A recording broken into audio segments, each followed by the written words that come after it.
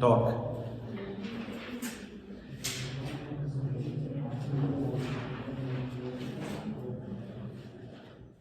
अभी होता है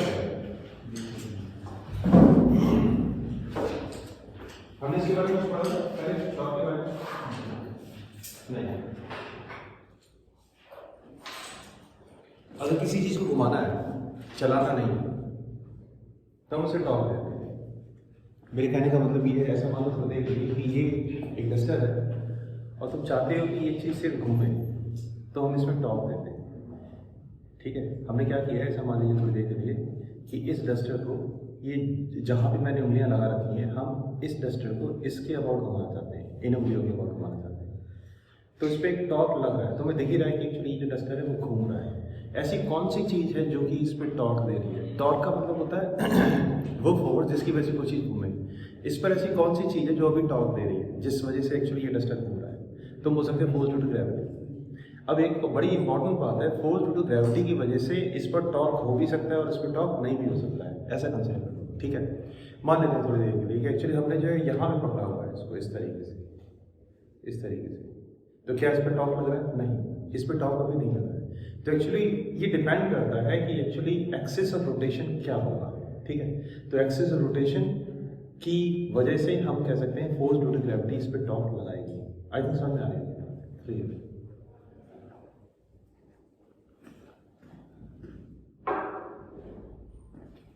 सपोज एक मंथली प्रोडक्ट को देखिए कि ये एक रॉड है हमारी, और ऐसा मतलब कि ग्रेविटी की ग्रेविटी है, और ऐसा कंसिडर करो तो देखिए कि ये एक पॉइंट है जो कि इस रॉड का मिड पॉइंट है। ठीक है ना, तो हम क्या करेंगे कि इस रॉड को इस पॉइंट के अबाउट घुमाएंगे। हम इस रॉड को इस पॉइंट के अबाउट घुमाएंगे, मतलब ऐसे या फिर ऐसे, या दो सेंस में इसको घुमा सकते हैं। ठीक है, मान लो तो देख लीजिए कि इस पर ऊपर की तरफ फोर्स लग रहा है, वो है F1, राइट, और यहाँ से यहाँ तक का जो डिस्टेंस है वो मान लेते हैं L/2 है। तो मुझे ये बताओ कि अगर एक्चुअली यहाँ पे फोर्स F1 लग रहा है और यहाँ से लेके यहाँ तक डिस्टेंस L/2 है, ये बताइए सबसे पहले कि एक्चुअली ये रॉड कौन से सेंस के अबाउट घूमेगी? एंटी क्लॉकवाइज सेंस के एक्चुअली अबाउट ही घूमेगी। ठीक है, वेरी अच्छी बात है। अब मान लो तो ये दूसरा है, ये मान लो तो देख लीजिए कि इस एक्सिस के अबाउट जो है, सपोज ये कंसीडर कर लीजिए ये जो फोर्स लग रहा है वो है F2। अब इस फोर्स की वजह से एक्चुअली ये जो रॉड है किस एक्सिस, किस सेंस के अबाउट घूमेगी? एंटी क्लॉकवाइज घूमेगी। तो आप ये देख सकते हैं कि दोनों के दोनों जो फोर्सेज हैं हमारे यहाँ पे क्या लगा रहे हैं? टॉर्क लगा रहे हैं। इन दोनों फोर्सेज की वजह से घूम रही है। अगर दोनों फोर्सेज की वजह से घूम रही है या फिर किसी फोर्स की वजह से घूम रही है, इसका मतलब ये है, हम ये कहेंगे कि उस फोर्स की वजह से टॉर्क लगता है। आई रिपीट माय वर्ड, किसी भी फोर्स की वजह से घूमेगी अगर कोई भी चीज, अगर किसी भी फोर्स की वजह से कोई भी चीज घूमेगी, इसका मतलब उस फोर्स की वजह से टॉर्क लगेगा। आई थिंक ये क्लियर है। ठीक है, तो तुमने क्या कहा? तुमने यह कहा कि एग्जैक्टली ये दोनों फोर्सेज जो है इसको एंटी क्लॉकवाइज सेंस में घुमा रहे हैं। सब एक बात और है, हमने एक चीज डिस्कस की थी क्लास में, और वो ये कि जितने भी रोटेशनल वेक्टर्स होते हैं, for example angular displacement, angular velocity, angular momentum, ये सारे के सारे जो वेक्टर्स हैं हम उन्हें बोलते हैं एक्सियल वेक्टर्स। दूसरी बात कि एक्सियल वेक्टर्स को एक्चुअली हम लोग रिप्रेजेंट करते हैं एक रूट से, जिसे बोलते हैं राइट हैंड थंब रूल, जिसमें कि एक्चुअली बेटा जो थंब होता है वो रिप्रेजेंट करता है हमारी डायरेक्शन। अगर एंटी क्लॉकवाइज सेंस में ये इसको घुमाएगा, एंटी क्लॉकवाइज सेंस में ये इसको घुमाएगा, तो तुम बोल सकते हो दोनों की वजह से बेसिकली जो सेंस होगी वो एंटी क्लॉकवाइज होगी। And the thing is rotation, मतलब एंगुलर वेलोसिटी या फिर एंगुलर एक्सेलरेशन, उसकी डायरेक्शन क्या होगी? बाहर का मतलब क्या है? सेंस क्या होगी? Anti clockwise. कैसा होगा? एक्सीलेंट। तो हमने इंपॉर्टेंट चीज सबसे पहले क्या देखी, किसी भी फोर्स की वजह से अगर कोई चीज घूमेगी इसका मतलब उसकी वजह से टॉर्क है। अब एक बात देखो, यहां से यहां का जिस एक्सिस के अबाउट घूम रही है उससे यहां का डिस्टेंस कितना है? तो बोल सकते हो है ना। अब बात सुनो, इसकी वजह से हम यहाँ पे टॉर्क निकाल रहे हैं, इसकी वजह से हम यहाँ पे टॉर्क निकाल रहे हैं। एक बात देखो यार, मान लो तो देखिए यहां से लेके यहाँ तक बना देता हूँ, ये जो चीज है ये होगी हमारी L/2 इंटू आई कैप, है ना। यहाँ से लेके यहाँ तक अगर लेंथ है, यहाँ से लेके यहाँ तक क्या हो जाएगी? L/2 इंटू आई कैप हो जाएगी। अब मुझे एक बात बताना, और वो ये कि क्या ये फोर्स वेक्टर, क्या ये फोर्स ये जो लाइन है हमारी उससे परपेंडिकुलर है, बिल्कुल है। अच्छा एक चीज और बताना आपको, अगर हम इस फोर्स को इस डायरेक्शन में कर देते हैं, अगर हम इस फोर्स को इस डायरेक्शन में कर देते हैं, उस डायरेक्शन में कर देते हैं जिस डायरेक्शन में एक्चुअली हमारा L/2 इंटू आई कैप है, मतलब फोर्स की डायरेक्शन ये कर देते हैं। तो अब आप मुझे बताना कि एक्चुअली जब हम इस पे ऐसे फोर्स लगाएंगे इस रॉड पे फिक्स है, अगर ऐसे फोर्स लगाएंगे तो क्या ये घूम पाएगी? नहीं घूम पाएगी। इसका मतलब क्या है? इसका बेसिकली मतलब ये है कि हमारा जो बेसिकली जो यहाँ कहाँ जहाँ जिस पॉइंट के अबाउट एग्जैक्टली हम इस चीज को घुमाएंगे, ठीक है, उस पॉइंट से ये डिस्टेंस जो होना चाहिए, ये डिस्टेंस क्या है? ये डिस्टेंस है जहां फोर्स लग रहा है और जहां से एक्चुअली जो है, या फिर हम बोल सकते हैं जिस पॉइंट के अबाउट कोई चीज घूम रही है, उन दोनों के बीच का डिस्टेंस क्या है? L/2। ये दोनों चीजें फोर्स और ये डिस्टेंस कहां से? एक्सिस ऑफ रोटेशन से, पॉइंट ऑफ रोटेशन से, वहां जहां पे फोर्स लग रहा है, ये दोनों एक्चुअली एक दूसरे से वेक्टर क्या होने चाहिए? परपेंडिकुलर होने चाहिए, तभी एग्जैक्टली हम क्या देखेंगे? टॉप देखेंगे। क्या समझ आ रहा है? अच्छा एक बात बताना तुम लोग मेरे लिए कि साइन 90 मान होता है या कॉस 90 मान होता है? साइन 90 मान होता है। दैट्स एक बात और कि टॉर्क एक वेक्टर क्वांटिटी है, ठीक है, टॉर्क एक वेक्टर क्वांटिटी। अब अपना दिमाग लगाओ, अगर बेसिकली टॉर्क एक वेक्टर क्वांटिटी है जो कि एक्चुअली दो वेक्टर क्वांटिटी के प्रोडक्ट से आ रही है, आई रिपीट माय वर्ड्स, अगर टॉर्क एक वेक्टर क्वांटिटी है जो कि बेसिकली दो वेक्टर क्वांटिटी के प्रोडक्ट से आ रही है, तो बताओ अगर दोनों वेक्टर क्वांटिटी के प्रोडक्ट से आ रही है हमारा टॉर्क, तो क्या बेसिकली वो दोनों फिजिकल क्वांटिटी मतलब वेक्टर क्वांटिटी के बीच में क्रॉस प्रोडक्ट लेगा या डॉट प्रोडक्ट लेगा? क्रॉस प्रोडक्ट लेगा। That's it. इसका मतलब ये है कि एक्चुअली हमारा टॉर्क जो है वो आएगा cross product of two vector से। अब वो कौन कौन से वेक्टर होंगे जो कि एग्जैक्टली रिस्पॉन्सिबल है हमारे टॉर्क के लिए? पहला है ये चीज, इसको याद रखना। ये क्या है? पॉइंट ऑफ रोटेशन या फिर एक्सिस ऑफ रोटेशन से वो वहां तक का डिस्टेंस जहां पे हम परपेंडिकुलर फोर्स लगा रहे हैं। इस बात को याद, क्या क्लियर है? शाबाश। So that's it. अब हम इसकी वजह से यहां पे टॉर्क लिखते हैं। टॉर्क का साइन होता है ना, टाउ, ऐसे होता है, ये है टॉर्क, ठीक है, वेक्टर। अब इसकी वजह से यहां पे टॉर्क टाउ मान लो, फोर्स F1 की वजह से यहां पे टॉर्क टाउ, ठीक है, इस फोर्स की वजह से यहां पे टॉर्क क्या है? टाउ। क्या क्लियर है?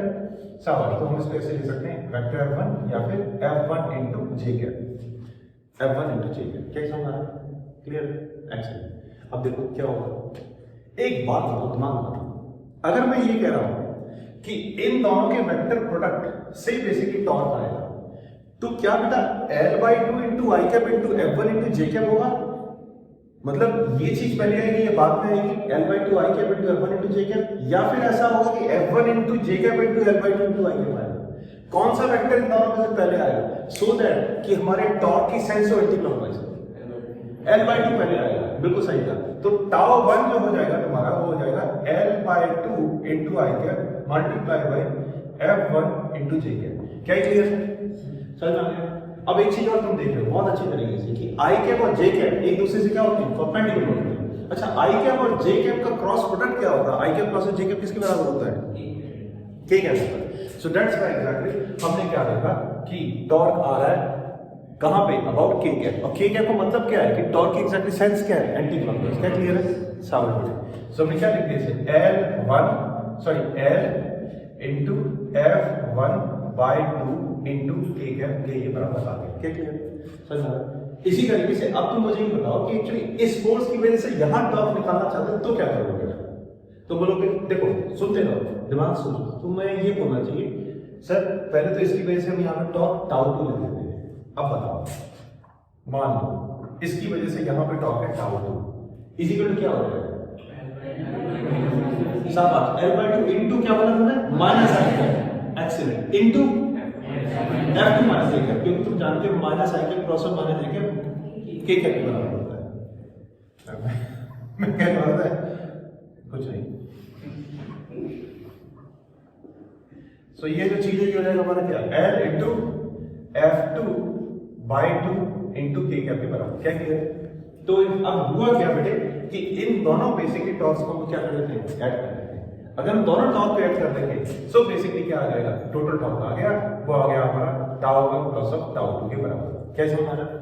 अच्छा एक बात और बताना हम सारे से, अगर बेटा ये चीज कहीं पे लिखी है क्या कि अगर if F1 is equal to F2 is equal to Fn, मेरे कहने का मतलब ये है कि अगर दोनों फोर्सेस हमारे जो है सेम है, अगर दोनों फोर्सेस सेम है, तो बेसिकली हम इस टॉर्क को बोलते हैं कपल।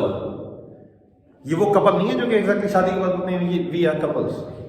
यहाँ कपल का बेसिक मतलब इक्वल एंड अपोजिट। तो मनो लगता है ऐसे नहीं, वैसे इक्वल एंड अपोजिट, ठीक है ना, कंधे से कंधा मिला के चलते हैं। कपल बेसिकली वो होगा जबकि एक्चुअली दोनों फोर्सेस इक्वल होंगे, बट एग्जैक्ट डायरेक्शन क्या होगी, अपोजिट। क्या क्लियर है, समझ आ रही बात, समझ। So for the case of couple देखिए टॉर्क क्या आएगा, ये भी देखना है। For the case of couple, couple की स्पेलिंग क्या है, COUPL। टोटल टॉर्क क्या हो जाएगा, देखो ये हो जाएगा सिंपल। हम इन दोनों को यहाँ पे F1 की जगह क्या डालेंगे, F, यहाँ पे F1 की जगह F2 की जगह क्या डालेंगे, F। तो तुम हो सकते सही हो गया L into F into K। क्या क्लियर है, समझ में आया। Very good. एक और चीज वो ये कि टॉर्क जिस तरीके से फोर्स होता था, जिस तरीके से फोर्स होता था, rate of change of momentum याद रखो। Newton second law of motion force is equal to mass into acceleration नहीं है। Newton second law of motion है mathematically force is equal to rate of change of momentum, ठीक है। जिस तरीके से न्यूटन साइकिल ऑफ मोशन है rate of change of momentum, इसी तरीके से एक्चुअली यहां पे हम बोल सकते हैं कि जो टॉर्क है वो है rate of change of angular momentum, ठीक है। आपको याद हो, अगर वहां पे फोर्स बोलते थे तो यहाँ पे टॉर्क बोलते थे, वहां पे बोलते थे लीनियर मोमेंटम, यहाँ बोलेंगे एंगुलर मोमेंटम, वहां पे बोलते थे डिस्प्लेसमेंट, यहाँ पे एंगुलर डिस्प्लेसमेंट। ये मैं कर रखा है, बता रखा है, ठीक है। तो हमारा टॉर्क क्या है, टॉर्क है एक्चुअली हमारा rate of change of angular momentum. तो हम एक काम करते हैं, वो ये कि एग्जैक्टली यहाँ पे इस चीज को जो है ऐसे लिख सकते हैं, वो हो जाएगी हमारी dl डिवाइडेड बाय dt के बराबर, ठीक है। ये क्या है, rate of change of angular momentum. अच्छा एक बात सारे के सारे जानते हैं, वो ये देखो, हिना लिखूंगा इधर, सुनते हो मैं क्या कह रहा हूँ, बस उसको ध्यान से सुनो, सर बोल रहे हैं, ठीक है। वो चीज ज्यादा अच्छे से फील होती है, ऐसा मुझे लिखना। एक बात बताओ सारे के सारे बॉयज एंड गर्ल्स कि एंगुलर मोमेंटम का फॉर्मूला क्या है अगर आई है मोमेंट ऑफ इनर्शिया। दो फॉर्मूले बताए तुम्हारे लिए, एक है एंगुलर मोमेंटम का formula vector L is equal to vector R cross vector P।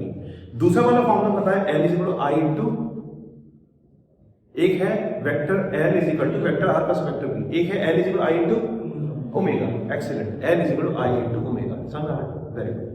So L is equal to I into omega. मान लो थोड़ी देर के लिए सारे के सारे कि एक्चुअली मोमेंट ऑफ इनर्शिया बेटा कांस्टेंट है, तो हम क्या कर सकते हैं यहाँ पे d upon dt into I into omega हम यहाँ पे लिख सकते हैं। कैसे कर L की जगह पे क्या लिख दिया हमने, I इंटू ओमेगा लिख दिया। एक बात बताओ यार, जब हमने मैथ्स पढ़ी थी, बेसिक मैथमेटिकल टूल्स पढ़े थे, है ना, तो हमने एक्चुअली वहां पे एक चीज समझी थी, और वो ये कि अगर कोई भी चीज कांस्टेंट है तो उसका डिफरेंशिएशन इंटीग्रेशन नहीं होगा, उसका डिफरेंशियल इंटीग्रेशन नहीं होगा, इस बात को याद रखना। तो अब है क्या चीज कि यहां पर जो है मोमेंट ऑफ इनर्शिया एक्चुअली जो है यहां पर आ जाएगा, बाहर आ जाएगा। क्यों? क्योंकि तुम जानते हो अभी हम बात ऐसे मतलब ऐसे मान रहे हैं कि एक्चुअली मोमेंट ऑफ इनर्शिया क्या है, कांस्टेंट। क्या क्लियर है?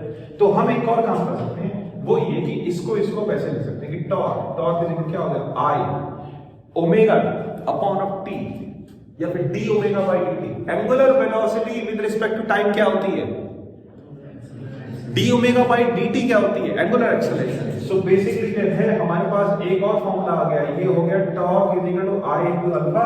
दूसरा वाला बेसिकली जो फॉर्मूला है वो हम ये बोल सकते हैं, ये हो गया फर्स्ट फॉर्मूला। सो ओवरऑल हम यहाँ क्या कर रहे हैं कि एक्चुअली बॉक्स में मेन चीज लिख देते हैं, आपने इसको जो है याद रख लेना है। पहला फॉर्मूला जनरली हम ऐसे कह सकते हैं, vector tau is equal to vector R cross of F, ये है पहला फॉर्मूला। दूसरा फॉर्मूला क्या है, torque is equal to I मतलब moment of inertia into alpha, ये हो गया दूसरा फॉर्मूला। अब आप ये समझ लीजिए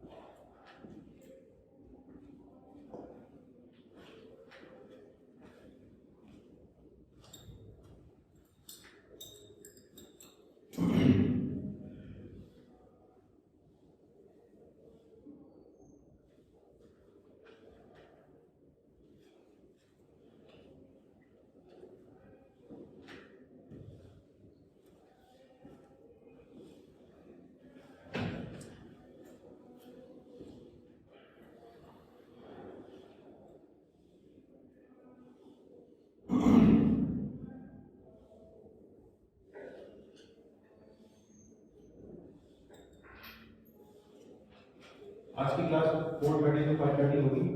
जो बच्चे पहले से नहीं पढ़ा था उन्होंने या फिर बाद में आए थे, मैं पढ़ाऊंगा क्रॉस प्रोडक्ट टू करके, ठीक है। उसमें तुम लोगों को वो ज्वाइन कर देंगे जो कि हमारे नीट आर्टिकल बहुत अच्छी बात है, जैसे इमरान है। जैसे सबसे अच्छी चीज पता है कि मैं क्या हो रही मानो कोई यूनिट वेक्टर दे रखा है और जो है तुम बताओ मैं यूनिट पढ़ा रहा है। अगर कोई यूनिट वेक्टर दे रखा है उसको मैंने क्या है, अब मानो देख के एंगल बना काट गई तो पता क्या होता है, √3/2 into i का ये नहीं होता cos ∅2 बहुत काफी ज्यादा मालूम होता है।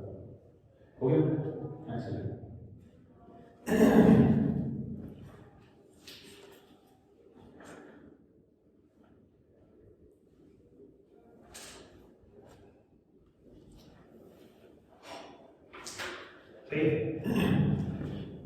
तो अब हम क्या करते हैं, क्वेश्चंस करते हैं टॉप के ऊपर, ठीक है, जिससे कि एक्चुअली आपको क्लैरिटी मिले। मेरे बात ध्यान से सुनिए रहे। Okay let's start.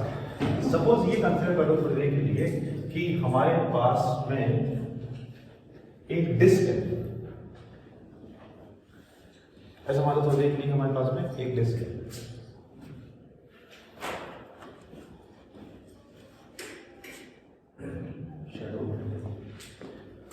Now, question number 1.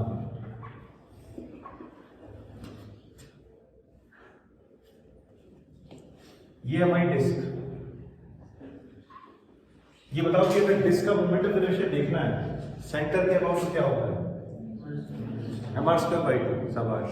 तो हमें एक चीज पता है इस डिस्क की, वो ये कि इसका रेडियस है r, मान लो इसका मास है m, ठीक है।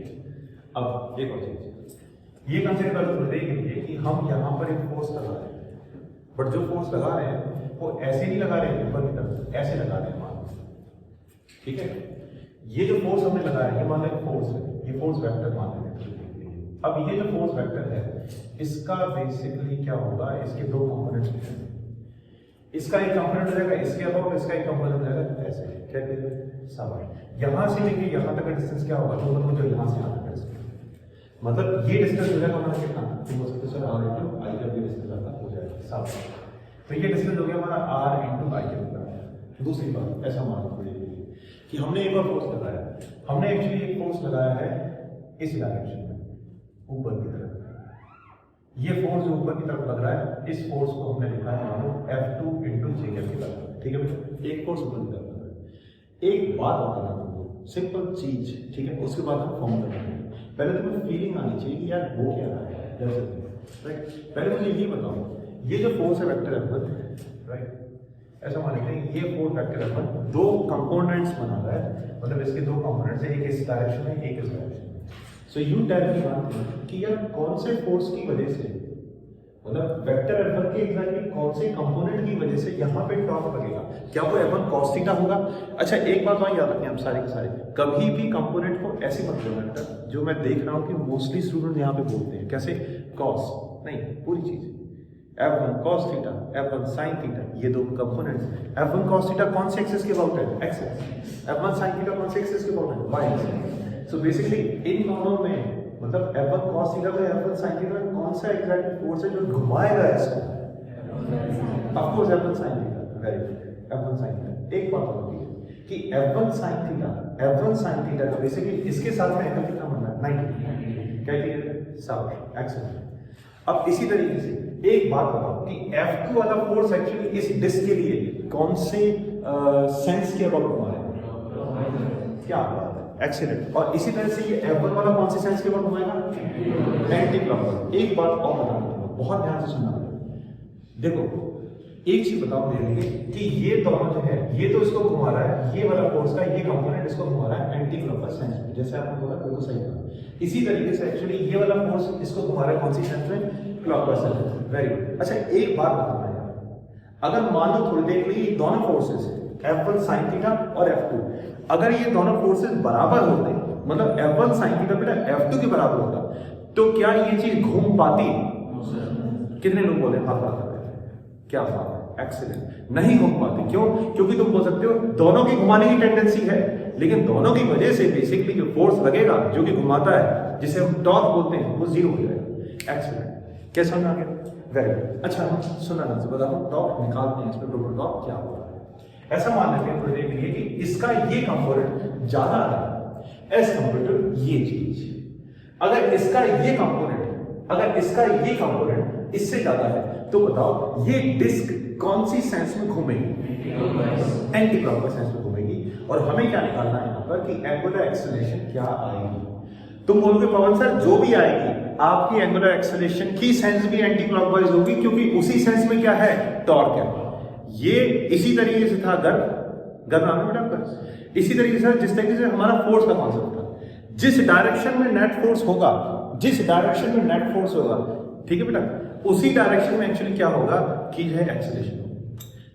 फोर्स अपॉन मास क्या है? Acceleration. Torque upon moment of inertia क्या है? Angular acceleration. तो जिस डायरेक्शन में नेट टॉर्क उसी डायरेक्शन में हम बोलेंगे एंगुलर एक्सेलरेशन हमारी होगी। आई थिंक ये चीज समझ आ रही है। अब एक बात ध्यान से सुनना, ठीक है, कि फॉर्मूला मैं कैसे लगा रहा हूं। तुमने अपनी तरफ से एक्चुअली एक चीज मुझे बता दी, मुझे बड़ी खुशी हुई कि अगर टॉर्क जो है बेसिकली एक वेक्टर क्वांटिटी है तो दोनों वेक्टर क्वांटिटीज जिनसे कि टॉर्क आता है उनके बीच में क्रॉस का साइन है। एक्सीलेंट। देखो अब हम क्या कर रहे हैं कि इसकी वजह से यहां पर टॉर्क निकाल रहे हैं। मेरी मदद करो, बताओ कि इसकी वजह से यहां पर टॉर्क जो है वो क्या होगा? सॉल्यूशन हमें निकालना है अल्फा। इसकी वजह से यहां पर टॉर्क क्या होगा? फॉर्मूला क्या था? R cross F। अब R क्या है? खुशबू, सही, नॉट खुशबू यार, तुम्हारे यहाँ खुशी खुशबू जो ये सब बहुत ऐसे हो। हाँ खुशी। ये मुझे बताओ कि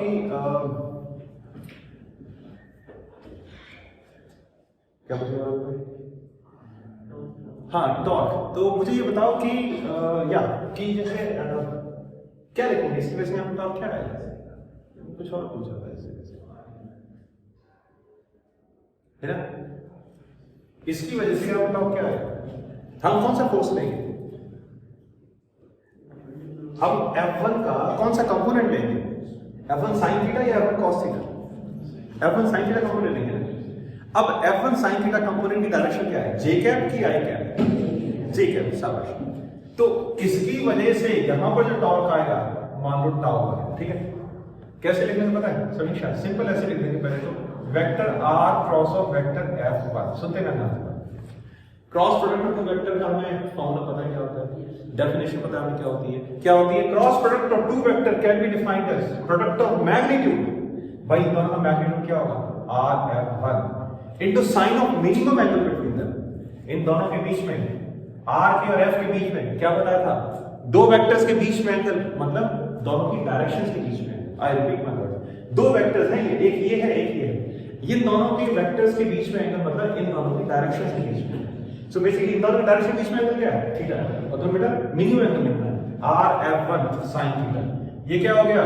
तुम बोल सकते हो सर ये चीज होगी इसका मैग्नीट्यूड। याद होगा हम कैसे करते थे? हम ऐसे करते थे, ब्रैकेट में लिखते mod of vector R cross of F1। जिस बच्चे की एक्चुअली जो वेक्टर सही है ना, मुझे नहीं लगता कि इसको कुछ प्रॉब्लम होगी फिजिक्स में, बस थोड़ी चीज इमेजिनेशन होनी चाहिए। इसका मैग्नीट्यूड ये हो गया। अब ये बताओ कि कोई भी वेक्टर क्या होता है? तुम बोल सकते हो पवन सर मैग्नीट्यूड इनटू डायरेक्शन, ये इससे आ रहा है ना, और बेटा इसका मैग्नीट्यूड ये हो गया। अब ये बताओ इस टॉर्क की डायरेक्शन क्या होगी? क्या है? एक्शन। क्यों? क्योंकि ये टॉर्क जो भी मतलब ये इसमें टॉर्क लगाएगा उसको कैसे घुमाएगा? Anti clockwise. क्या बोलेगा? शाबाश, मजा आ गया। एक्सीलेंट। अब इसी तरीके से हम ये कंसीडर कर लेते हैं थोड़ी देर के लिए, इसकी वजह से टॉर्क जो है टाउ 2 है। अब गर्ल्स वेक्टर टाउ 2 कैसे लिखेंगे?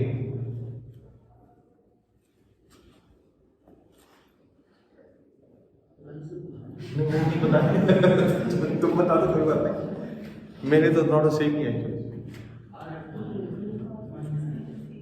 हाँ R2 इंटू, या फिर बेसिकली याद बोल सकते हो आप R into minus I cap multiply by F2 into J cap.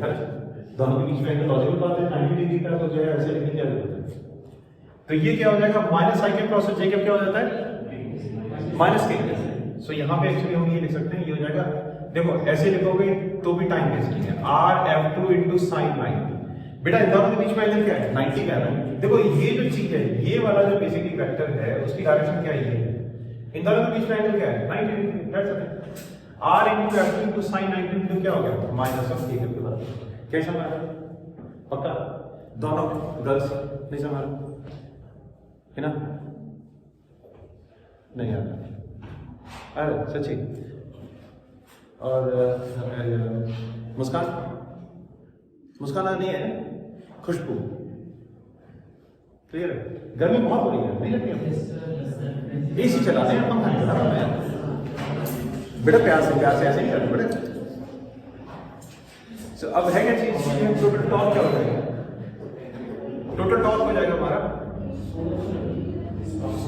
Tower plus tau के बराबर 16 का मतलब है ठीक है। Tau is equal to tau plus tau हो जाएगा। टाउ इज इक्वल टू भाई समझ आ रहा है। अब यही चीज किसके बराबर हो जाएगी आई इंटू अल्फा के बराबर आ जाएगी। क्या क्लियर है समझ आ रहा है। अब एक और बात भाई ध्यान सुनते ना फिर मैं रिस्पॉन्स करूंगी सही है। r into f1 sine theta into k cap minus of f2 into k cap upon of moment of inertia alpha is equal two upon of moment of inertia. ये किसके बराबर हो जाएगा ये आ जाएगा हमारा अल्फा के बराबर total torque upon of moment of inertia. तुम्हारे लिए इंपॉर्टेंट चीज क्या है अगर ये नहीं समझा है तो क्लास के बाद आ जाता शर्माना मत। ये दोनों चीजें पता होनी चाहिए टॉर्क कैसे निकालना है ठीक है लिख लो इसे।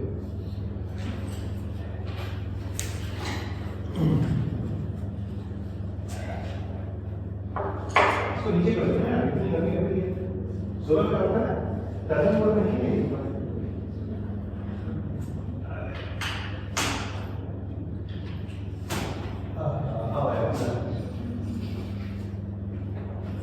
कोई बात नहीं तुम लोग भी वैसे कौन से एग्जीक्यूटिव कर रहे हो है ना। Thank you.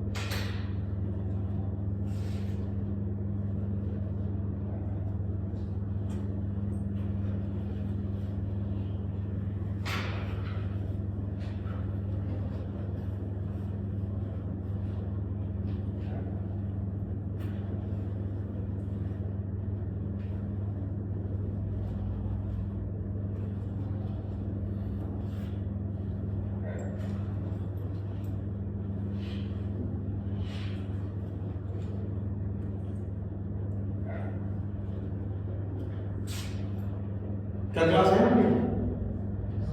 हाँ तो कल आना है ठीक है समीक्षा तभी ठीक है हो जाते आज तो कितने बजे आए 10 बजे ऐसा बोले 10 बजे मैंने इसमें बोला था किसी ऐसे और ऐसे सोचो कि आपको गाड़ी लगा दो हम ये भी एक तो सुन गया मैं सब मिला गया पापा की बात मम्मी मेरा पापा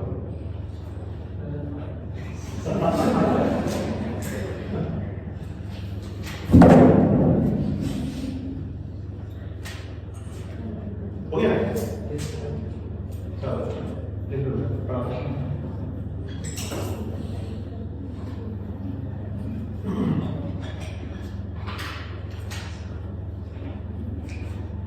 हम लोग के पास में 3 व्हीलर था बड़े घर में दिन प्रॉब्लम वाले भी आए तो वो जो I was in 11th class तब इधर मम्मा को बोला तो प्रिंटिंग हो गया फादर ने उसकी नौकरी छोड़ी।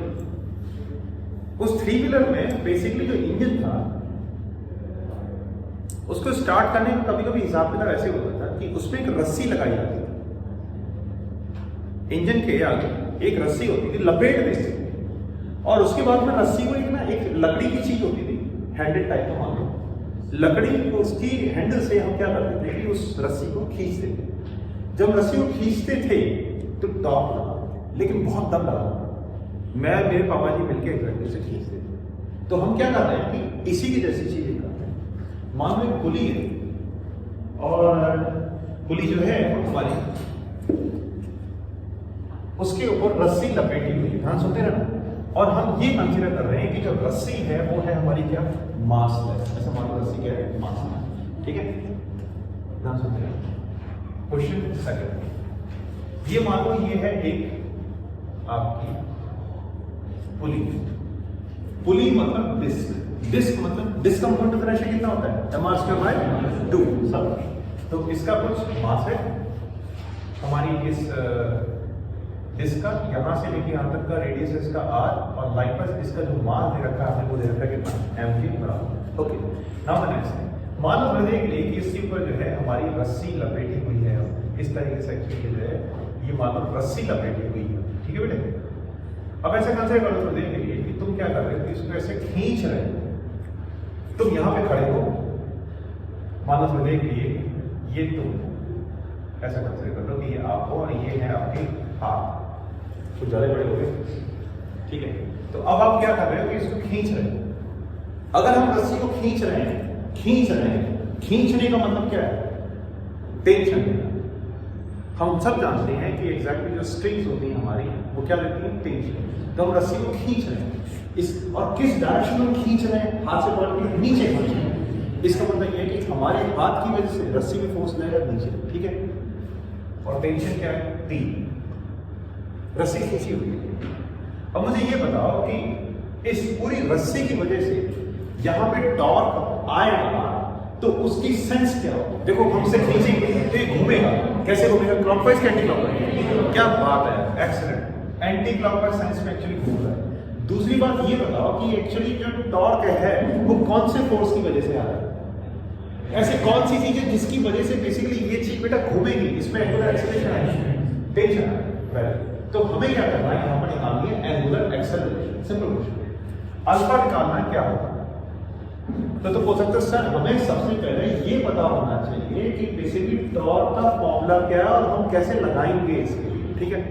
एक बात देखना, समीक्षा, टॉर्क कहां लग रहा है, यहां पर।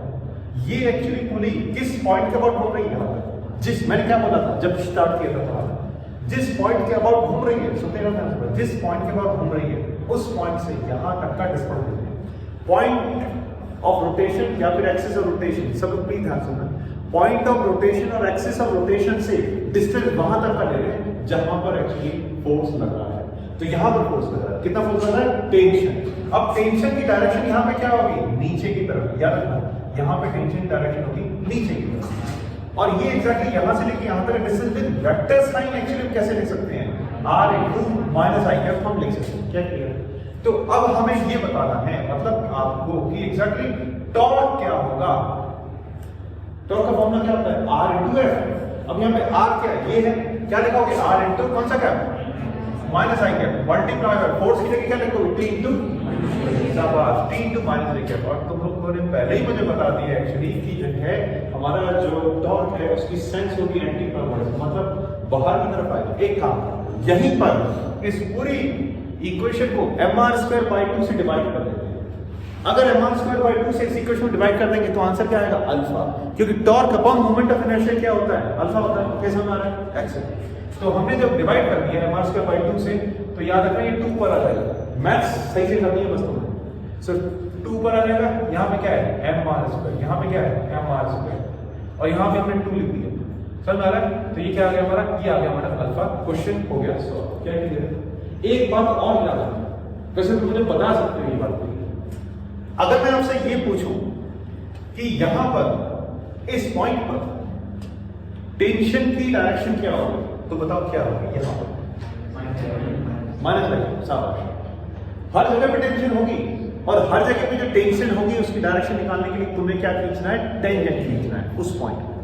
कहीं पर भी टेंशन निकालने के टेंशन, क्या क्लियर है। तो तुम क्या देख रहे हो, तुम बोल सकते हो पवन सर पूरी डिस्क पे जो रस्सी लपेटी हुई है ना आपने, वो खींची हुई है, और खींची है, और वो खींचना जो है उसे बोलेंगे टेंशन।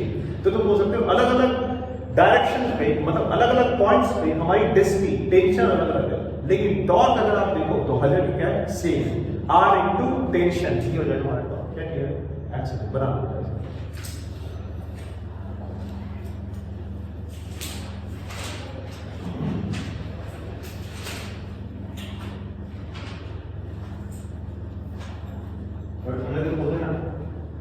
फिर ऐसा ना हो कि कल को मैं खबर लेकर अब इसके अंदर ठीक है ना।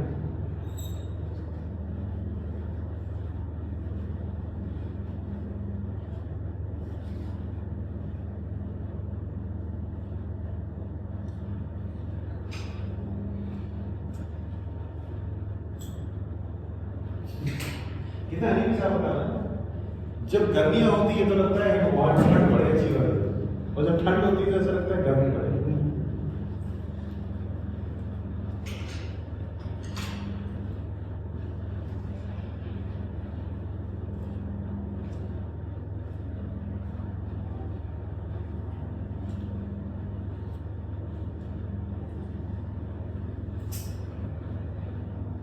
हो गया?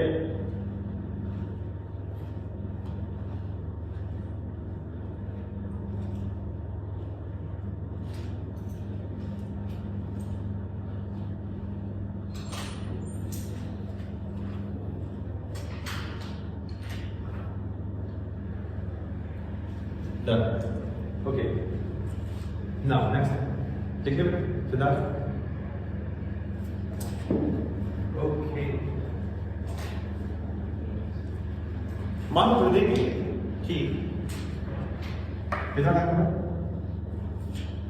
हमारी क्लास का, 1:15 खत्म होगी। क्वेश्चन मत करो, ऐसा मान लो देखिए कि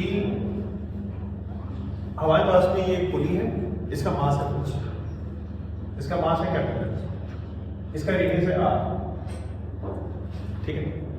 अब इस पुली पे एक रस्सी लटकी है, ऐसे करके, ऐसे, ये एक रस्सी है मान, और इस रस्सी के एंड में 2 मास है, बताते रहना। अगर मान लो हम देखेंगे, अगर ये मान कि दोनों मासेस सेम होंगे तो बताओ टॉर्क क्या होगा? 0। Very good, excellent. अब हम क्या करते हैं, कंसीडर तुमने इस थर्ड क्वेश्चन में एक क्वेश्चन का आंसर दे दिया, लेकिन मैं मास सेम नहीं माना, टॉर्क 0 है। Very good.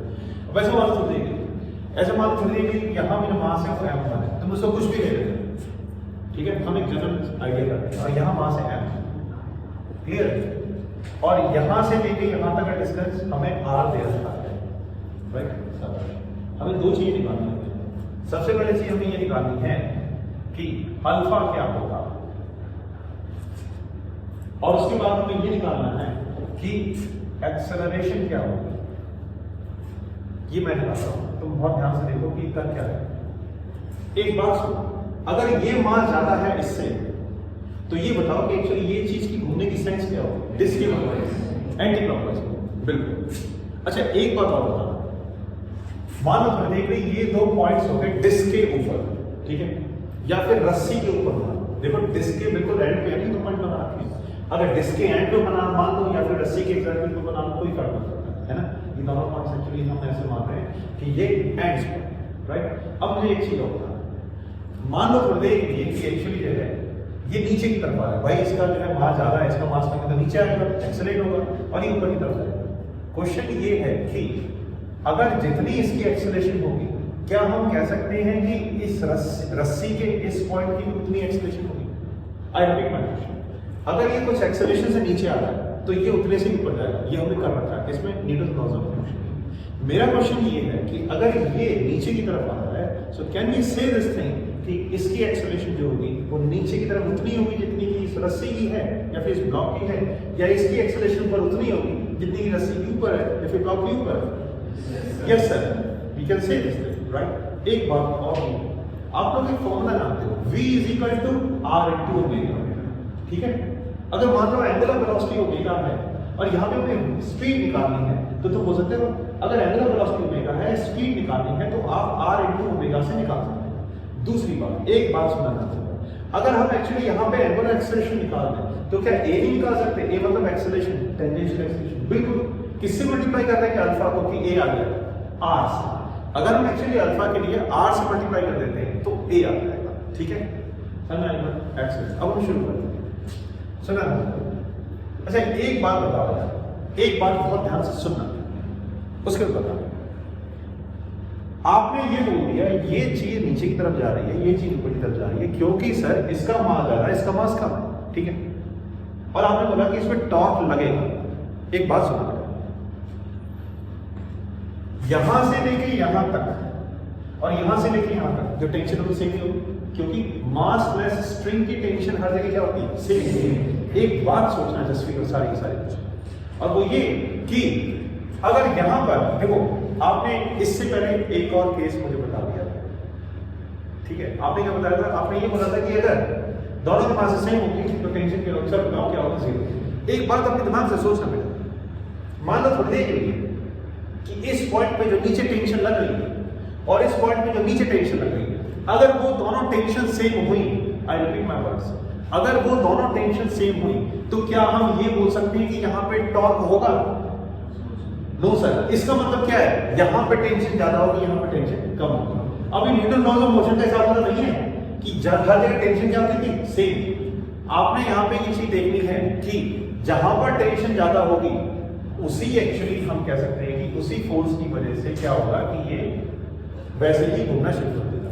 यहां पे टेंशन अगर ज्यादा है, यहां पर टेंशन अगर कम है तो डेफिनेटली देखो ना, ये चीज ऐसा कंसीडर करो कि ये जो रस्सी है इसको ज्यादा नीचे खींच रही है, एज कंपेयर टू ये पोर्शन ऑफ रस्सी, जब इसको ज्यादा नीचे खींचेगी तो टॉर्क की सेंस क्या हो जाएगी? Anti clockwise.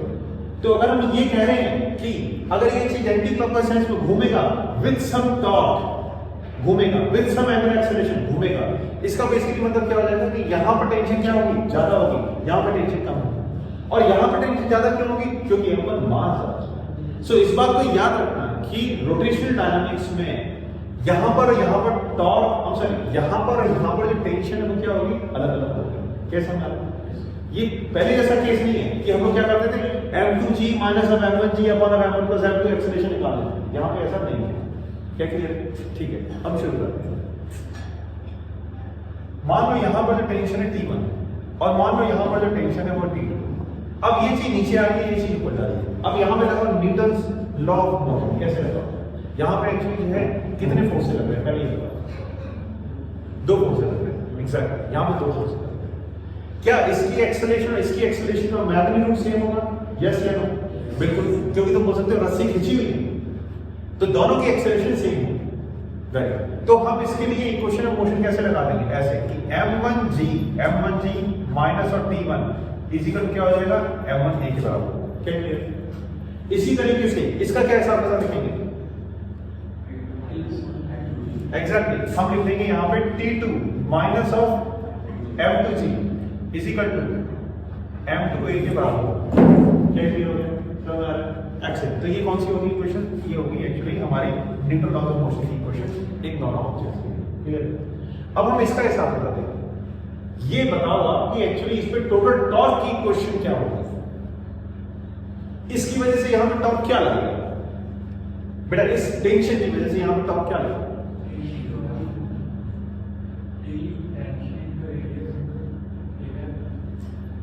T1 इंटू,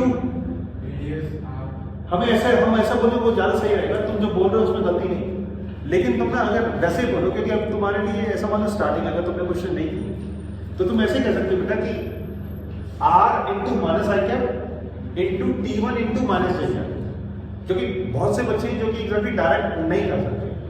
सो लेकिन क्योंकि तुम जानते हो कि इस फोर्स की वजह से ये जो बेसिकली हमारी डिस्क है ये ऐसे घूमेगी, कौन सी सेंस में? एंटी क्लॉकवाइज सेंस में। तो वो लिख सकते हैं जो तुमने बोला।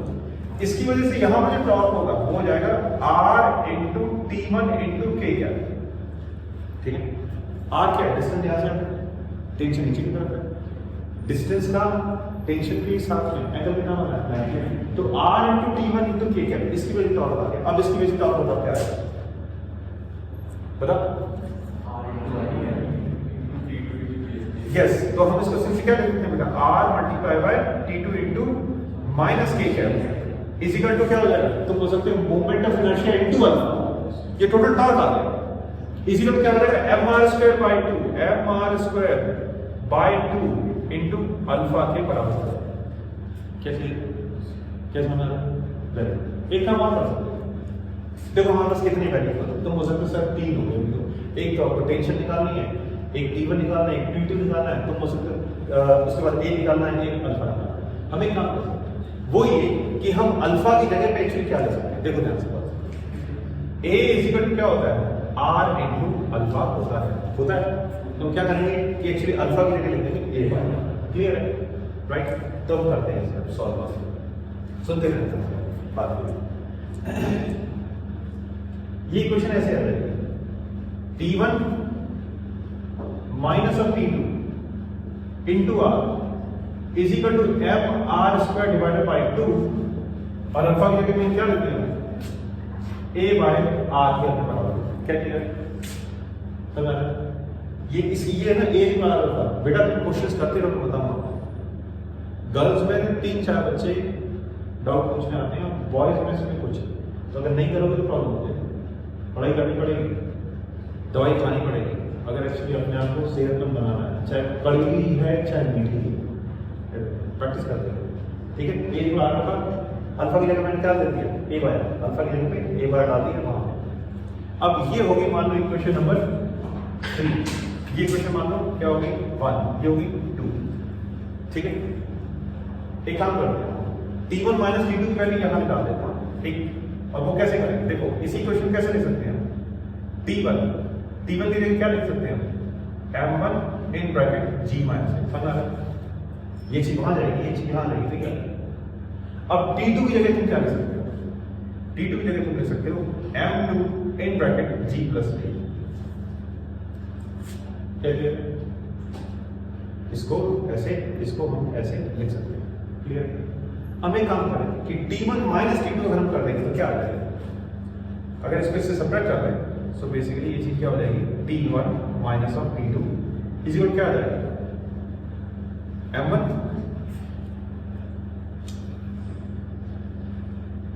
g minus of m1 a minus of m2g minus of m2, clear? ठीक है,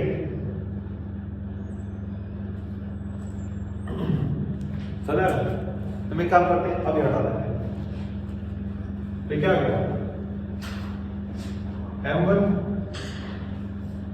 g माइनस m1a, एक काम करते हैं, और वो ये कि जो g जो है वो हम कॉमन ले लेते हैं, g in bracket m1 minus m2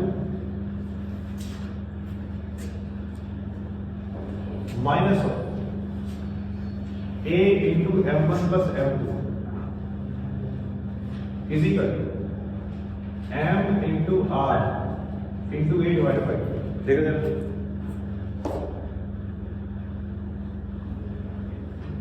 समझ? एक्सीलेंट। अब यहां से क्या कर देंगे, एक्सेलरेशन, देखो एक्सेलरेशन क्या निकली, इसको हम वहां कर देंगे, ये कैपिटल F क्या है, कैपिटल F किसका मान है, डिस्क का मान है, एक्सेलेंट। तो हम क्या लिख सकते हैं, g in bracket m1 minus of m2 is equal to a बाहर निकाल लिया, m into r divided by 2 plus of m1 plus of m2 आ गया, क्या क्लियर है? ठीक है, या फिर आगे क्या करते हैं, g m1 minus of m2 divided by ये सारी चीज mr plus 2m1 plus 2m2 divided by 2 के बराबर आ गया, और ये चीज क्या आ गई हमारी, ये आ गया आंसर।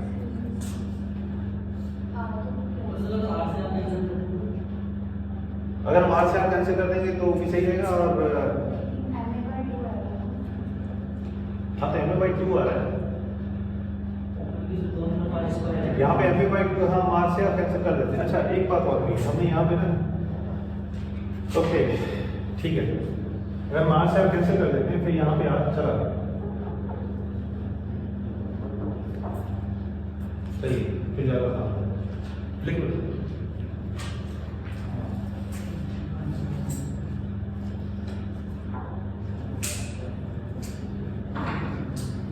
ओके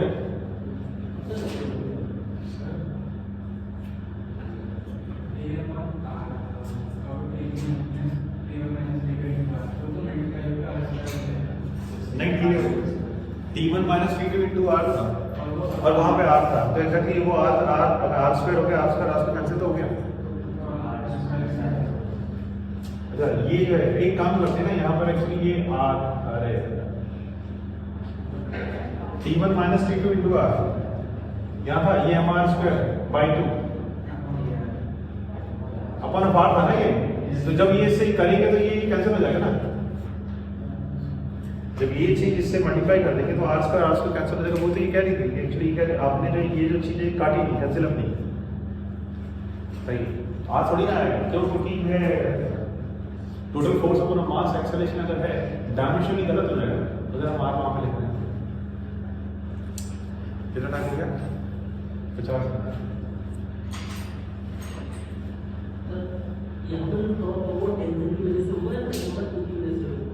एक्चुअली बात ये है कि अगर दोनों क्रॉस नहीं होंगे तो फिर किसी की टेंशन ना हो, और टेंशन नहीं होगी तो फिर है तो टॉर्क रियली जो है एक्चुअली वो किसी वजह से मासेस अलग हो गई, इसलिए टेंशन अलग हो। अब टेंशन अलग हो गई, अब टेंशन ज्यादा है, एक टेंशन मास में कैसे करें तो दो टॉर्क है, इसलिए जो टेंशन ज्यादा की वजह से टॉर्क है उसी के हिसाब से इफेक्टिव हो जाएगा आपके नेटवर्क में। जैसे ऐसे भी हो सकता है कि M1 A minus J into R minus I M1 A minus J नहीं हम ये नहीं करेंगे, मैं समझ रहा हूँ। तो एक्चुअली ये कह रहे हो कि जो रस्सी है उसकी जो है एक्सेलरेशन निकालनी है, रस्सी के एक्सेलरेशन निकालने के बाद फिर वो टॉर्क होता है। तो सबसे अच्छी बात मेरी क्या बात है, देखो यहाँ पे जैसे कि एक बात होता है, आज पहली बार एक्चुअली दूसरे एग्जाम से हम क्वेश्चन को निकालने का इसको तरीका मिला, वो ये कि हम सबसे पहली चीज क्या करें, हम इसको इस तरीके से कर सकते हैं। देखो एक बार रुकना, लिखना मत प्लीज, ऐसा देख लो। एक्चुअली इसने कहा है इंपॉर्टेंट थिंग है, इसने बोला कि अगर हम इसकी एक्सेलरेशन निकालें, सबसे पहली चीज मान लेते इसकी एक्सेलरेशन निकाल, ठीक है। अब हम ये देखेंगे कि अगर हमने इसकी एक्सेलरेशन निकाल ली है, एक्सेलरेशन हमारी आ गई, ए हमारा आ गया, तो अगर हम ए निकाल लिया तो हमारा अल्फा आ जाएगा, क्योंकि ए अपन आर इज इक्वल अल्फा होता है। अगर हम अल्फा को इसके मोमेंट ऑफ इनर्शिया से मल्टीप्लाई कर दें तो भी एक्चुअली टॉर्क आ जाएगा, दैट्स ग्रेट, ठीक है ना। बट ऐसे नहीं कर सकते, तो कि m2 into a into that is nothing but equal to उसकी वैल्यू टॉर्क, ये नहीं होगा। क्यों? रीजन भी इज इसकी जो रस्सी जो फोर्स लगा रही है और बेसिकली जो टोटल फोर्स लगा है m2 into a को घटा देता है। क्यों? क्योंकि तुम जानते हो कि एक्चुअली नीचे की तरफ जो एक्सेलरेशन है वो दो फोर्सेस की वजह से, एक है फोर्स ऑफ ग्रेविटी, दूसरी आपकी टेंशन।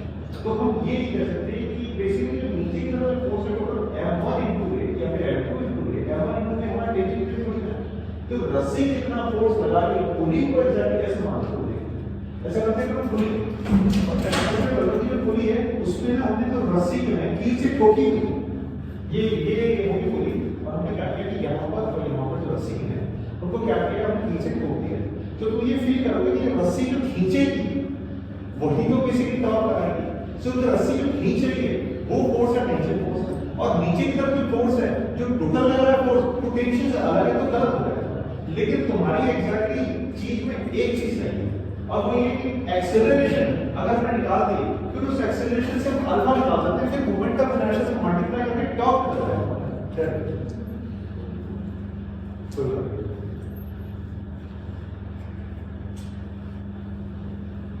देखिए ये थोड़ा सा लंबा क्वेश्चन था, है हिसाब से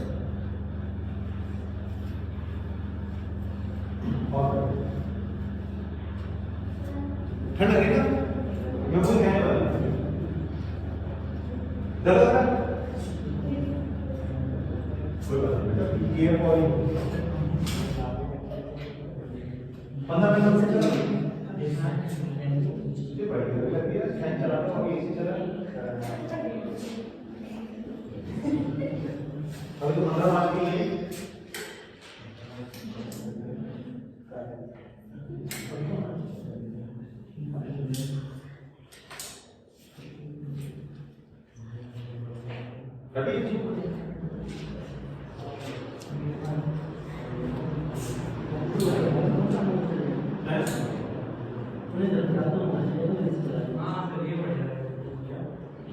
वेरी गुड तुम्ही जरा जरा बोल जरा खुशी का मालिक को बोलने की टाइम लग गया एक्चुअली है 45 मिनट्स अभी और 25 मिनट बाद तो हो जाएगा प्लीज जा से ऑन कर दो प्लीज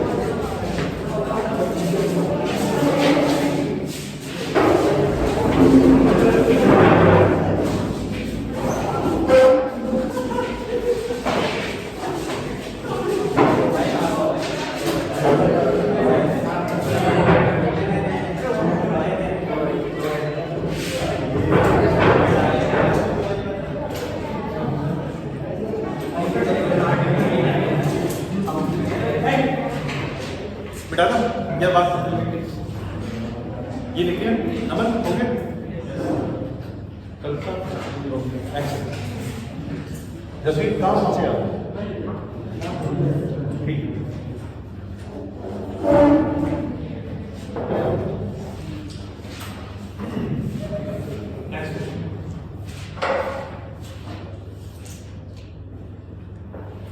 ओके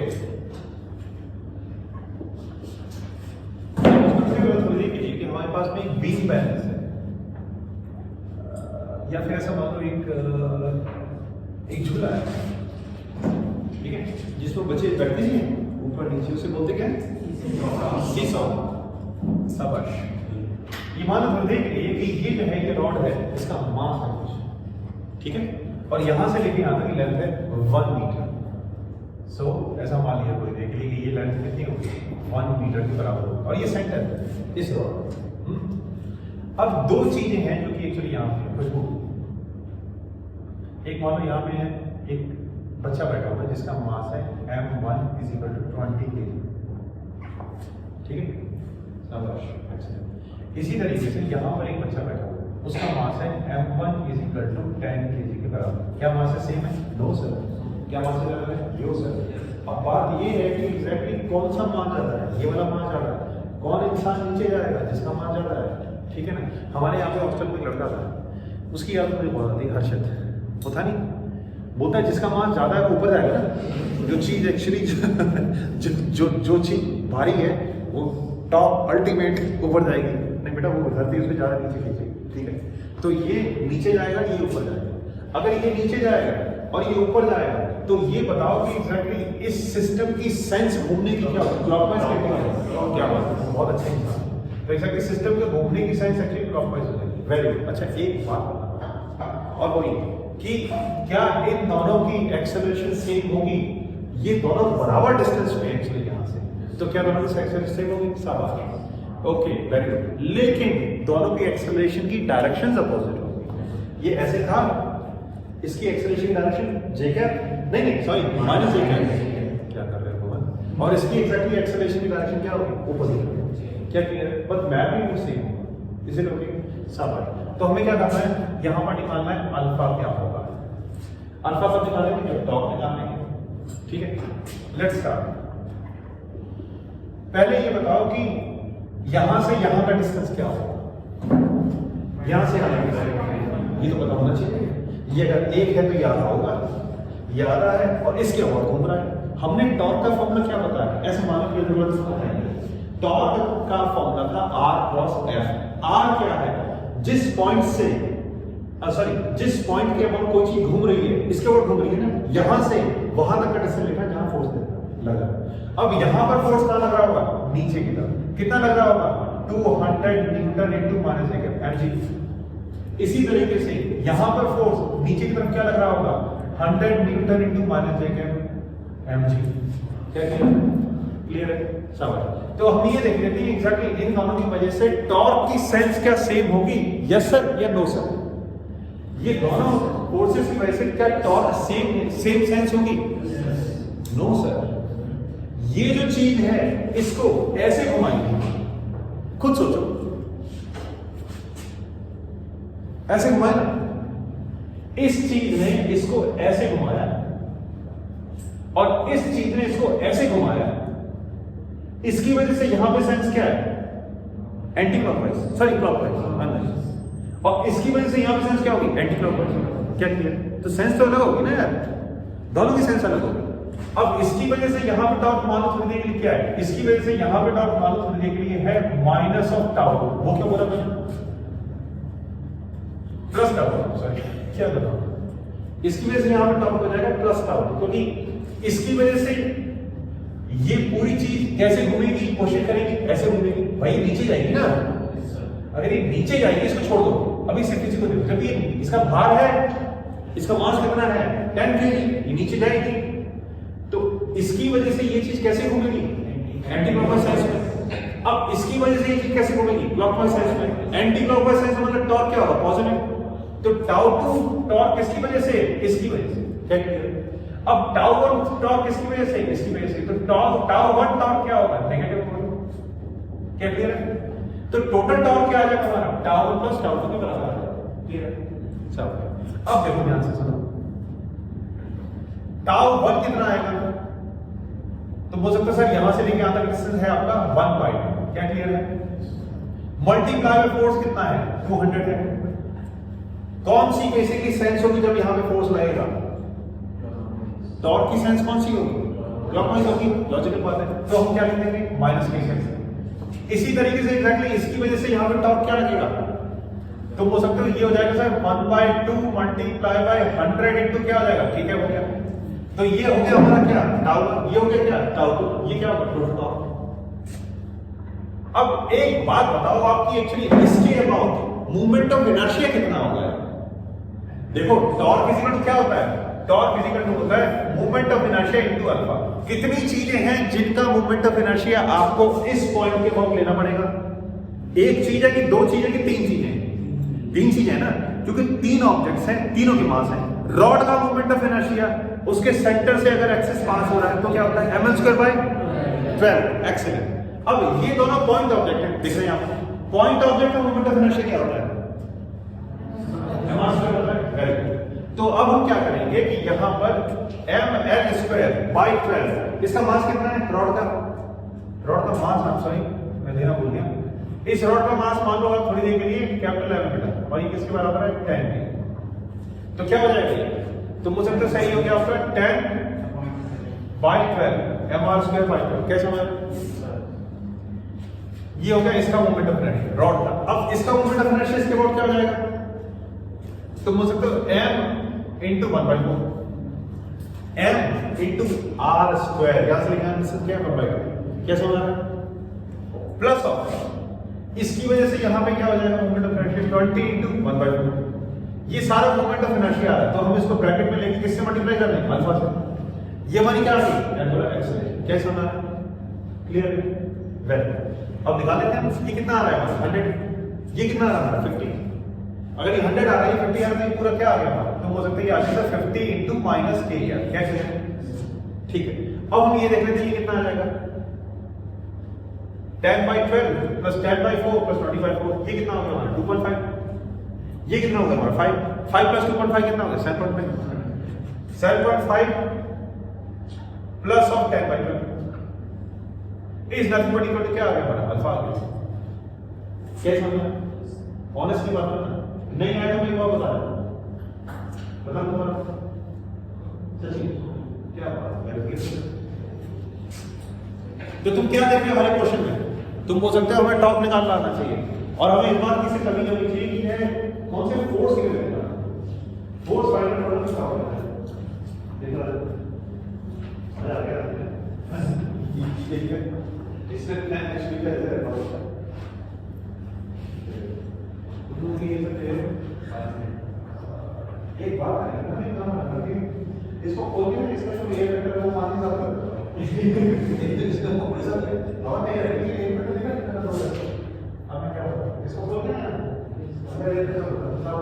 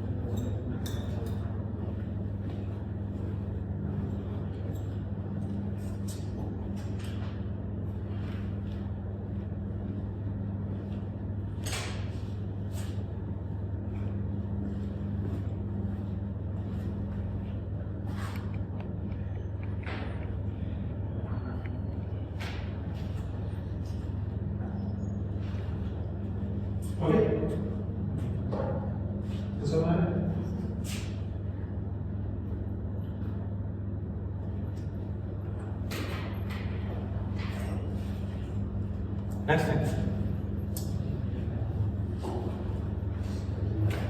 देखिए सब ने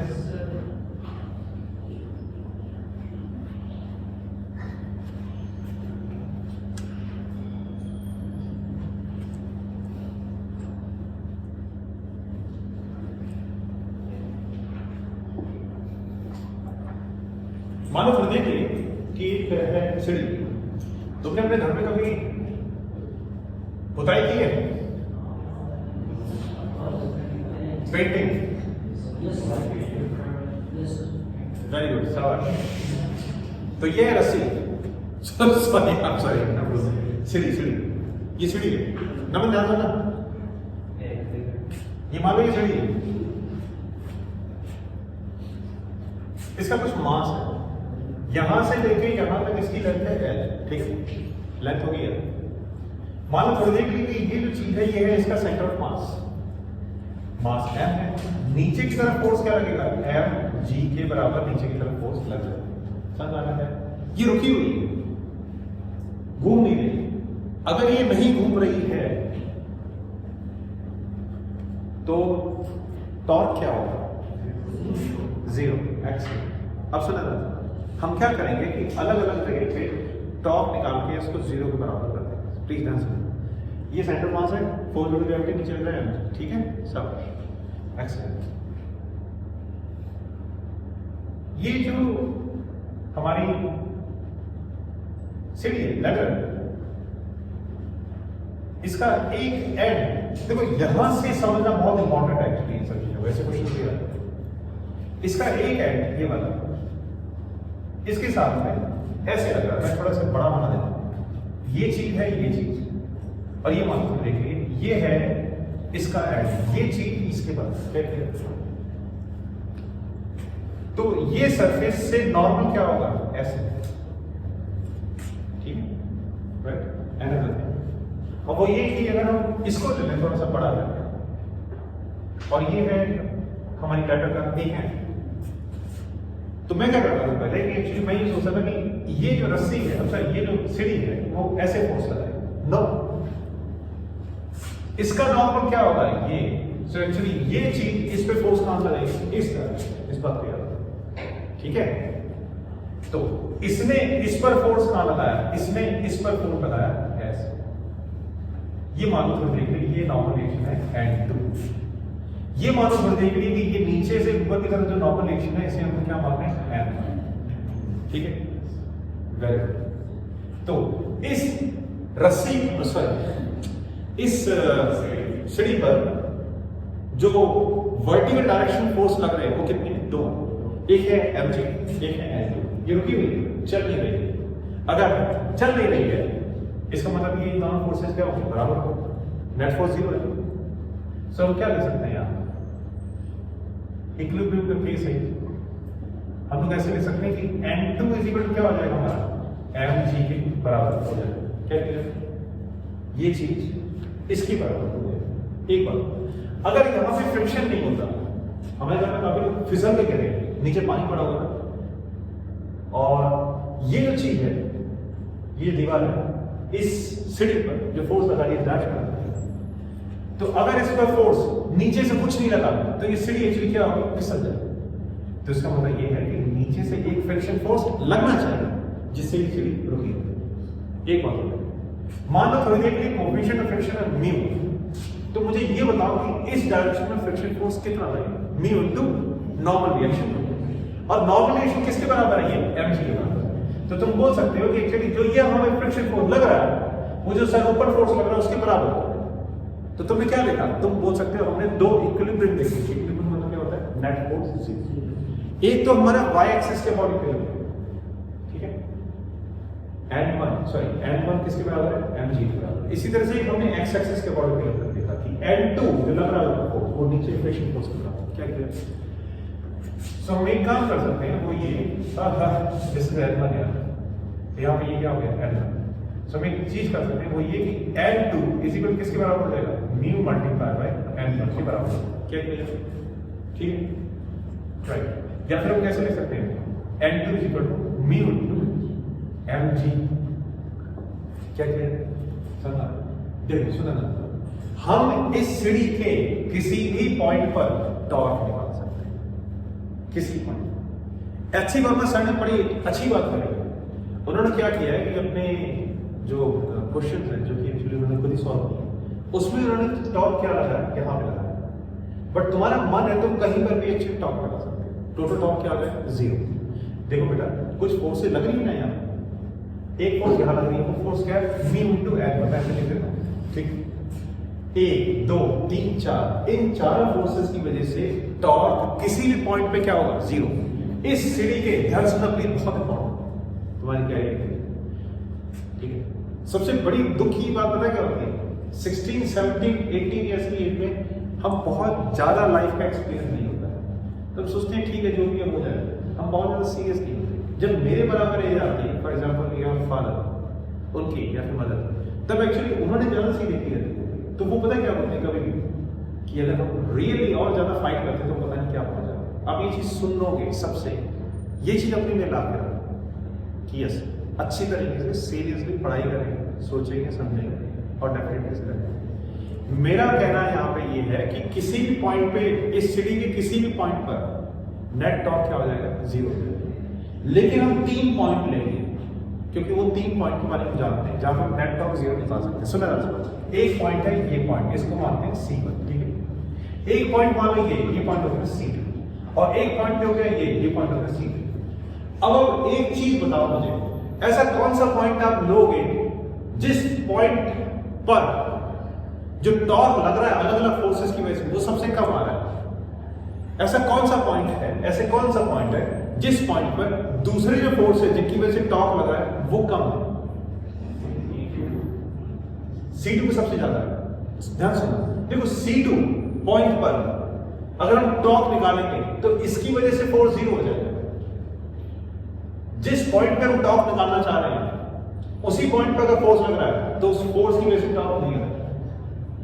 तुम लोग क्या मतलब है, मतलब ये तुमने कैरम किया, कैरम बोर्ड में एक्चुअली तुम कभी क्या करते हो, जो स्ट्राइकर होता है उस स्ट्राइकर को बिल्कुल ऐसे हिट करो, उसको बिल्कुल पीछे ठा, तो वो घूमेगा नहीं। लेकिन स्ट्राइकर के साइड पे हिट करोगे तो वो घूमेगा। किसी भी चीज के, हमने ये चीज करी पड़ी, किसी भी चीज के अगर सेंटर ऑफ मास पे हिट करेंगे, कब पढ़ा था, जब हमने एंगुलर मोमेंटम के क्वेश्चन निकाले थे रॉड वाले, किसी भी ऑब्जेक्ट के सेंटर ऑफ मास पे हम हिट करेंगे तो कभी नहीं घूमेगा। एक बात बताओ बेटे, इस रॉड का सेंटर ऑफ मास कहां है, तुम बोल सकते सर यहाँ। अब सेंटर ऑफ मास यहां पर है तो इसकी वजह से इस पे फोर्स, ये मतलब हिट कर रहा है, मान लो किसी ने हिट किया, किसी ने इसको हिट किया यहां पर और फोर्स लगाया mg, तो क्या बेसिकली अगर हम इसके अबाउट टॉर्क निकालेंगे तो इसकी वजह से टॉर्क होगा, नहीं होगा। तो याद रखना इस बात, क्योंकि सेंटर ऑफ मास पे अगर हम फोर्स लगाएंगे तो टॉर्क क्या होगा, 0। एक्सीलेंट। तो एक तो इसकी वजह से टॉर्क होना चाहिए लेकिन नहीं हुआ। लेकिन एक बात और देखो, कितने फोर्सेस हैं जिनकी वजह से टॉर्क हो सकता है, एक ये एक बात बताना, फील करना, इसकी वजह से ये रॉड या सीढ़ी जो भी है, इसकी वजह से ये सीढ़ी कैसे घूमेगी, क्लॉकवाइज साइंस में कि एंटी क्लॉकवाइज साइंस में? ये फोर्स ऐसे लगता है एंटी क्लॉकवाइज, सवाल। और इसकी वजह से बेसिकली कैसे घूमेगी, क्लॉकवाइज साइंस में। इसकी वजह से कैसे घूमेगी, एंटी क्लॉकवाइज साइंस में। तो तुम क्या देख रहे हो, ये 3 फोर्सेस की वजह से बेसिकली यहाँ पे टॉर्क लग रहा है, तो तुम्हारे बेसिकली 3 टॉर्क्स लिखने पड़ेंगे। Is okay? अगर हम लेकिन ये पॉइंट लेते हैं नीचे वाला, तो ये नीचे वाले पॉइंट पे इन दोनों फोर्सिंग में टॉर्क क्या होगा, 0, क्योंकि r नहीं है ना। r मतलब क्या होता है, वो डिस्टेंस एक्सिस ऑफ रोटेशन से जहां पर फोर्स लग रहे हैं, हम यहां पर ही फोर्स लगा रहे हैं, इसी पॉइंट के ऊपर फोर्स r नहीं है ना, तो इन दोनों फोर्सेस की वजह से यहाँ पे टॉर्क क्या हो जाएगा, 0। तो बेसिकली टॉर्क किन फोर्स की वजह से है, इसकी वजह से और इसकी वजह से है। यार क्या क्लियर? एक बात और बताओ, इसकी वजह से बेसिकली टॉर्क यहाँ पे क्या होगा, उसकी साइंस क्या होगी, क्लॉकवाइज साइंस होगी, एंटी क्लॉकवाइज साइंस होगी। इस फोर्स की वजह से यहाँ पे टॉर्क की साइंस क्या होगी, क्लॉकवाइज की एंटी क्लॉकवाइज। ऐसे मान लो इसको हिट कर रहा हूं, तो कैसे घूम रहा है, क्लॉकवाइज की एंटी क्लॉकवाइज साइंस, ये क्लॉकवाइज साइंस। बेसिकली इसकी वजह से यहाँ पर टॉर्क की साइंस क्या होगी, क्लॉकवाइज। अब इसको हम ऐसे हिट कर रहे हैं एंटी क्लॉकवाइज साइंस, राइट। तो हम कौन सा पॉइंट लें जहां पे बड़ी आसानी से क्वेश्चन निकाल सकते हैं, ये पॉइंट या फिर ये पॉइंट, या तो C3 है या फिर ये ले लेते। समझ में? बेटर ये रहेगा कि एग्जैक्टली हम C1 ले लें। जानते हो क्योंकि C1 पॉइंट लेंगे तो इन दोनों की वजह से टॉप निकालेंगे। अच्छा C3 पॉइंट भी लेंगे ना तो इन तीनों की वजह से टॉप निकालेंगे, तो हम कौन सा पॉइंट लेंगे? C1 point. और सारे के सारे पॉइंट्स में टोटल टॉप क्या होगा? 0, क्योंकि चीज घूम ही नहीं रही। कैसा आ रहा है? ये बहुत इंपॉर्टेंट है। बहुत से टीचर्स ये कहते हैं कि सिर्फ हम इन दोनों पॉइंट्स पर ही टॉप निकालेंगे। क्यों? क्योंकि बेटा यही तो चीजें जो घुमाएंगी ना, ये चीज भी इसको घुमाएगी। कैसे? ऐसे कैसे रखोगे? चलिए धीरे धीरे छोड़ दीजिए। तो बोलोगे लेकिन सर आपने इसको जो है ये दीवार नहीं ली ना, आपने ऐसे नहीं लिया। मैंने नहीं लिया ऐसे, लेकिन फिर भी mg फोर्स घुमा तो रहा है। मैं सिर्फ इसकी वजह से देख रहा हूं कि ये ऐसा नहीं मान रहा हूं कि एक्चुअली ये दोनों फोर्स से लग रहे हैं। इसकी वजह से लॉजिक तो ढलक नहीं रचना सच्ची टेकल से आप सारी शर्ट पहन के आएंगे, तो इसकी वजह से एग्जैक्टली टॉप क्या हो जाएगा? 0। क्या किया? सब बात। तो हम क्या करेंगे? इसके अबाउट टॉप निकालते हैं ना, चलते हैं टॉर्क अबाउट पॉइंट से क्या हो जाएगा? 0। घूम नहीं रही ये चीज। अब बताओ कि यहां से लेके यहां तक का डिस्टेंस कितना? सॉरी ऐसा मानो यहां से लेके यहां तक का डिस्टेंस है वो है l। ये मानो फिजिकली ये डिस्टेंस l हो गया, तो यहां से लेके यहां तक का डिस्टेंस कितना हो जाएगा? l/2 हो जाएगा।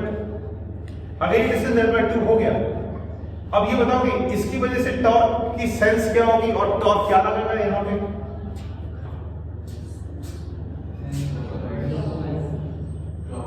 क्लॉकवाइज लगेगा। पक्का? बिल्कुल। अच्छा एक बात बताओ कि क्या यहां पे थीटा गिवन होना चाहिए टॉप निकालने के लिए?